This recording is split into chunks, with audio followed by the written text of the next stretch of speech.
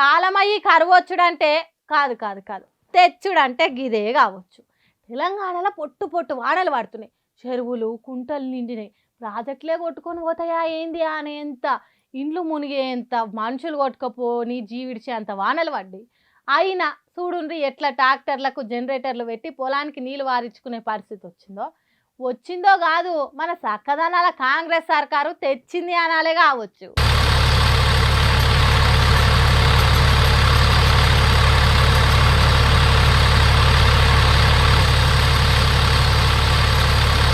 కామారెడ్డి మెదక్ జిల్లాల వానలు పడి వరదలు వచ్చి ఎన్ని రోజులు అవుతున్నది, ఏం కథ? ఇప్పటి వరకు వరదలకు పడిపోయిన కరెంటు పోల్లను కరెక్ట్గా పెట్టలేదట.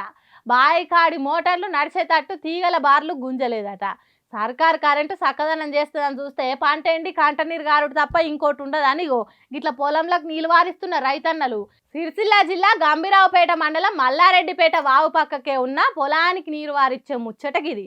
వరదల దెబ్బతిన్న కరెంటు పోల్లు, తెగిపోయిన వైర్లు, నీళ్లు నిండిన ట్రాన్స్ఫారాలు బాగు చేసే నాదుడే లేడట. మరమ్మతులు చేయండిరా బాబు అంటే ఇంకా నిద్ర మధ్యలేదట సర్కారు. అందుకే నడిచి నడవని ఎద్దును ముళ్ళు కట్టెతోని ఒడిస్తే జరంతా నడుస్తుంది, కానీ ఈ సర్కారు మాత్రం మొత్తానికి పండి లేవకుంటున్నది.